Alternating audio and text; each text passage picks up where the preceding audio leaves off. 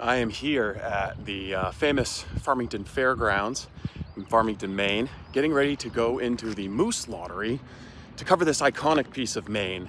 There's fried food, culture, raffles for firearms. It's just a beautiful slice of iconic Maine culture. And for once, I think it's time that we tell a happy story about something happening in Maine.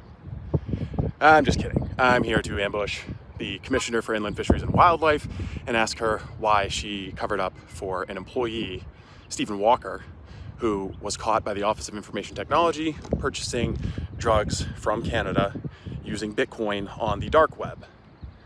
Stephen Walker just so happens to be her ex-husband and also the husband now of Cumberland County District Attorney Jackie Sartoris. So there's a number of people who have to answer some questions about this, I think, starting with the Commissioner for Inland Fisheries and Wildlife, who essentially put Stephen Walker on administrative leave after he was caught engaged in criminal behavior with a state device. And eventually, Mr. Walker was given a nice job at Lands for Maine Future.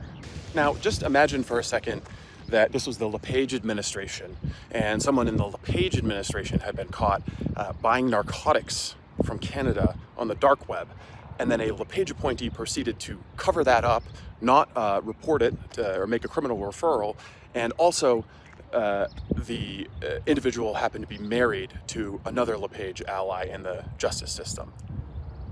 I think there might be some coverage of that story. So let's go talk with Commissioner Camuso and see if she wants to answer some questions about this beautiful day in Maine, the Moose Lottery, and buying drugs on the dark web. Excuse me, Commissioner. Yes. Now that you're dried out, can you do a quick interview with the Maine Wire? About what? What? About the Moose Lottery? Yeah, about the Sure. Moose Lottery. Sure. So can you talk a little bit about the importance of the Moose Lottery? Sure. So this event,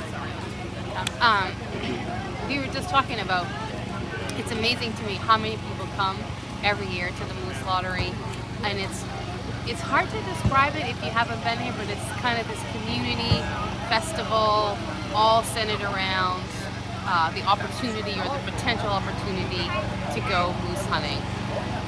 And so we only issue about 4,000 permits. With all the chances that people put in, there's like 250,000 chances to. So it's not very good odds. So people get really excited to come. Moose hunting is enormously important for the state's economy. It's kind of an iconic thing that Maine has. We have the largest moose population in the east, and it really is, people call it the hunt of a lifetime. It does, it can take a while to get a permit sometimes, but, yeah. It really is, and Maddie got a permit 2 years ago, Maddie? Yep. Yeah. And it's just like, it's a big event. Usually people have a subcommittee, usually have your family members come, and it's a great time outside in the Maine woods, and it's just sort of iconic Maine, and the Moose Lottery just sort of celebrates all that stuff. It seems like not everyone here, though, is a moose hunter. No, Seems like it's bringing in a much bigger population. Oh, yeah, absolutely. This is people here celebrating the outdoors, right? And moose and our wildlife and all our natural resources. Yeah, it's amazing. I guess one other question. Can you tell me why Stephen Walker was given administrative leave instead of fired after it was discovered that he was buying drugs on the dark web using a state device? I don't know anything about that. You don't know anything about that? No. You're not aware of that at all? Who? Stephen Walker, Oh, sorry. former No, I can't IF&W comment employee. on that. Yes. You can't comment on that, but you were aware of it. I can't comment on that. So you're aware that he was. I'm not going to comment on that. So the Office of Information Technology informed you that he was buying drugs. I am not going to. I can't talk about. Okay. Did you talk to Jackie Sartoris about it? I cannot talk about personnel. We're done Okay. if this is going to continue. Okay. All right. Thank you, though. Yeah. Thank you. Yeah. Well, I'm not an expert witness profiler or anything, but I would say story confirmed. Camuso's behavior there, not exactly exculpatory. She knew exactly what I was talking about, and the fact that Mr. Walker didn't face any criminal charges suggests that she knowingly aided and abetted a cover-up.